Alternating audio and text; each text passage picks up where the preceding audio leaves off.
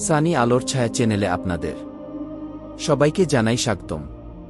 আজ আপনাদের আকবর ও বীরবলকে নিয়ে একটি নতুন মজার গল্প শোনাব। তো দেরি না করে শুরু করা যাক। গল্পের নাম বুদ্ধির খাঁচা। মুঘল দরবারে তখন উৎসবের আমেজ। সম্রাট আকবরের মন বেশ ভালো।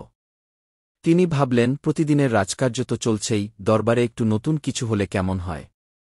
সেদিন সকালেই তিনি রাজদরবারে প্রবেশ করে ঘোষণা করলেন, আকবর, আজ আমি একটি নতুন খেলা চালু করছি, যার কাজ হবে এমন কিছু বলা বা করা যাতে পুরো দরবার চমকে যায়। যার কাণ্ডে আমরা সবাই অবাক হব, তাকেই আমি রাজপুরস্কার দেবগি। দরবারে হাসিখুশির আমেজ ছড়িয়ে পড়ল। সবাই ভাবছে কি করলে সম্রাট ও সকল মন্ত্রীকে চমকে দেওয়া যায়। মন্ত্রী, কবি, সেনাপতি সবাই নানা পরিকল্পনায় ব্যস্ত। তবে কেউই সাহস করে সামনে এগিয়ে এল না। সবাই জানে সম্রাট আকবর বুদ্ধিমান মানুষ, তাকে চমকে দেওয়া অত সহজ নয়। সবাই যখন পরিকল্পনায় বিভোর, তখন বীরবল চুপচাপ বসে আছেন, মুখে হালকা এক রহস্যময় হাসি। পরদিন সকালে দরবারের মধ্যে কৌতূহল ছড়িয়ে পড়ে যখন বীরবল আসেন একটি বিশাল কাঠের খাঁচা নিয়ে। খাঁচাটি সোনালি রঙে রং করা, দেখতে বেশ আকর্ষণীয়, তবে একেবারে খালি। আকবর হেসে বীরবল, তুমি কি খেলা দেখাতে এসেছ না পশু নিয়ে এসেছ? বীরবল হাসিমুখে, মহারাজ, এই খাঁচার নাম বুদ্ধির খাঁচা। এতে কেবল বুদ্ধিমান প্রাণী থাকতে পারে কি? আকবর, বুদ্ধিমান প্রাণী? খাঁচায়? তুমি কি আমাদের বোকা ভাবো? বীরবল, না মহারাজ, আমি শুধু এই খাঁচায় একজন বুদ্ধিমান প্রাণী ধরতে চাই।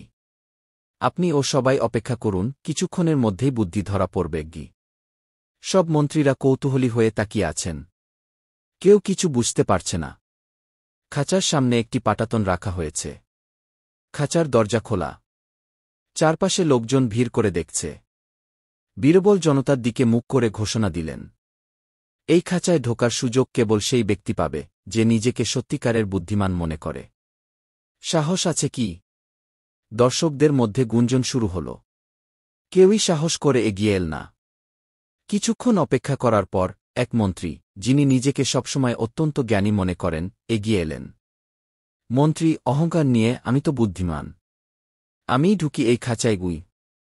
বীরবল, দয়া করে ভিতরে যান মন্ত্রীমশাই গি। মন্ত্রী খাঁচায় ঢুকতেই বীরবল সঙ্গে সঙ্গে দরজা বন্ধ করে দিলেন। সবাই চমকে গেল। মন্ত্রী চিৎকার করে, এই কি করছেন? আমাকে বন্দী করছেন কেন? আকবর হতভম্ব, বীরবল, তুমি কি পাগল হয়েছ? রাজমন্ত্রীকে বন্দী করছ? বীরবল নম্রভাবে বললেন, মহারাজ, আমি তো বলেছিলাম এই খাঁচা শুধুই বুদ্ধিমান প্রাণীদের জন্য। কিন্তু একজন সত্যিকারের বুদ্ধিমান মানুষ কখনো নিজের ইচ্ছায় খাঁচায় ঢুকে না। তিনি বোঝেন এটি কেবল একটি পরীক্ষা।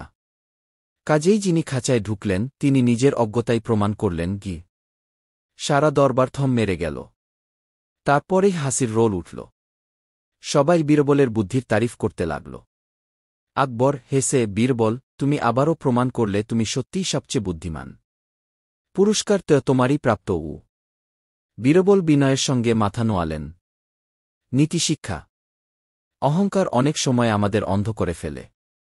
সত্যিকারের বুদ্ধিমান মানুষ পরিস্থিতি বোঝে, বিশ্লেষণ করে সিদ্ধান্ত নেয়। শুধু নিজের বড়াই করে কিছু প্রমাণ হয় না। যদি গল্পটি ভালো লেগে থাকে, অনুগ্রহ করে লাইক দিন, সাবস্ক্রাইব করুন এবং আপনার মতামত শেয়ার করুন। ধন্যবাদ।